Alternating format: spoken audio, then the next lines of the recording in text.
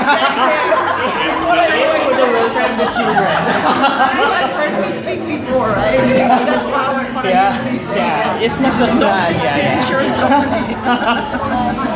That's one thing that makes Planet is different, and it's everything we do is based on the concept of rights.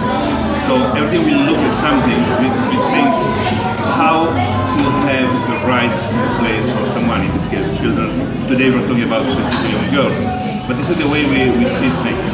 Starting from the rights that everybody has, and from there we try to understand what is missing, what should be done, and what we can contribute to make the rights in place for everybody. So this is important to consider when you think, when you see the way we do things, the way we think things, the way we talk. This idea should be always be in the back of the mind because it tells you exactly how we do things. So we call it the plan way. Children are at the heart of everything we do. So we will not do any intervention, any program, if the starting point is not to children and their communities. How about the purpose of this mini concert, the bike for us? Dubai cares. Yeah. Those are two different They're things. very different. So this concert is really about raising awareness on girls' rights. Because sometimes people here in the Philippines, they think that everything is great for girls, whereas we see in the communities where we work that everything is not great for girls yet. And two things that we focus on when we look at this campaign, one is education, making sure that girl children complete their primary and transition to secondary school, but also making sure that they finish secondary school. And one major obstacle is teenage pregnancy. So I will be talking about that a little bit later as well, because a lot of girls drop out because they fall pregnant. And then their future is basically over in terms of education, because very few return to high school, for instance. They may or may not be married, they may or may not have an income, but for sure they're in very difficult positions. So girls, as well as boys, need to be able to access information and services so that they can protect themselves and make healthy life choices. How is the teenage pregnancy rate in the Philippines? Is it I too can't tell high? you the exact. It is Compared- way too high. Way Compared too with high. other Asian countries? Oh, you know what? I am very sad to tell you that you have won the gold medal. Oh my God. Really? You lead on teenage pregnancy, and it has risen with 70%, 70, since 2009. So not only are you leading, you're increasing. Across Asia?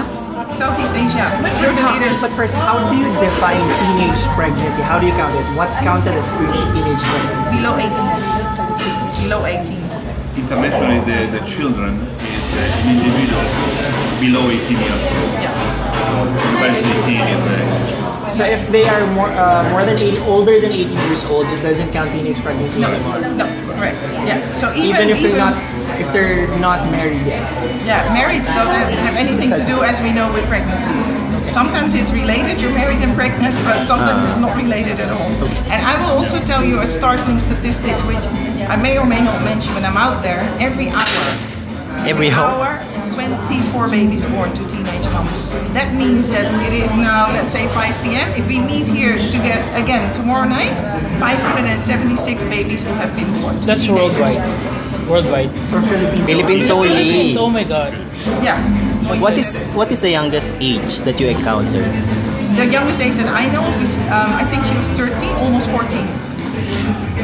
But that's only, I don't know. Do you know the reason about the reason for their pregnancy? They had sex. I mean, no. That was a lame one. I'm stupid. That's stupid question. The reason, are they on poverty? There is a very big correlation between teenage pregnancies and poverty, and it's simply because they don't have access to information and services. Our age bit. Yeah, can we join it? Glenn is actually a big Are supporter of the there RH bill. cases of childhood pregnancy or like kids? Of course there are, yes, but that is everywhere across the world. But you know what? It's not just from a point of education that it is bad. It's also from a point of health. Because a 14-year-old clearly is not ready to have a baby. You know, and what happens is that baby will be born stunted. It means too small. So also that baby will not develop and live up to its full potential. So the cycle keeps repeating. How long have you been here in the Philippines? 3 years. And have you worked with any government agencies? Of course, we work a lot with the Department of Social Welfare and Development, Department of Education. We also do a lot of work with the Climate Change Commission. So yeah, we basically work with local governments, provincial governments, national governments for advocacy purposes. I don't know if you mentioned this earlier. Where do we stand with regards to teenage pregnancy in the... Yeah, you have the gold medal. You're leading. You're the highest. Gold medal, Southeast yeah. Asia. Yeah. If you want to have the exact rates, ask John because the statistics keep changing. And also we know that not everything is reported, so we base our statistics on the National Youth Council, and they actually are a very fantastic source of information. They have a lot of reports online as well. Yeah. I thought we were like second to China or something. First to India. No, You're first. Southeast Asia. First. In Southeast Asia. Anyway, it's a sad race, so It is a sad statistic. Yeah. Well, do you have, what are your programs for that? Well, let me just say something general, and then Marco can tell you a little bit about, for instance, the project at Dubai, because Marco is our deputy country director for programs, and I'm only the country director, so I know a little bit about everything. Marco knows the programs in depth. Our entry point is always education, because we think education is the key to breaking the cycle of poverty. And besides education, we work in health, and we work in governance, we work in disaster risk reduction. What else do we do? There's a lot more that we don't do, right? Because we always look at communities from different perspectives. If you fix one thing but you leave the rest behind, then you're still not going to get the outcomes that we want to have. Education is really the biggest one. And of course, we are a sensitive humanitarian organization, so we do a lot in child protection, which means that, children who are at risk of being trafficked, or children who have been abused, or we just support the government in setting up the community-based child protection systems. the specific project is obviously an educational project.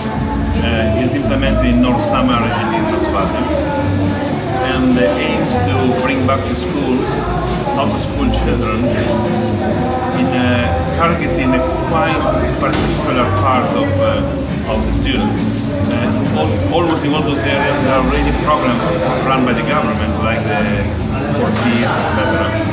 That already have been able to bring part of the children back to school. So we are targeting specific problems that children encounter and the barriers that they have, reasons that they have to not go to school. For someone maybe a distance, they need a supported transportation. For someone might be little money to buy materials and it depends. We try to tailor the support to the children based on their specific needs.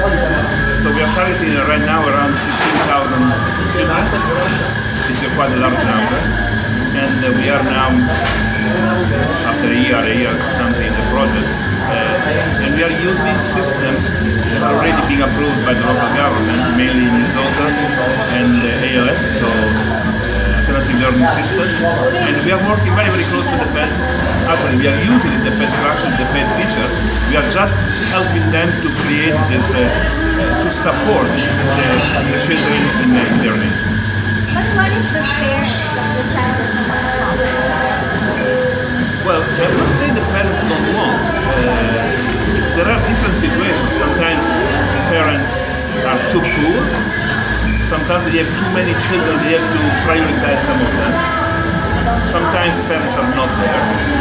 They are living with with the grandparents, and so there is really a different. I would say in Philippines, the parents is really it's not that they don't want.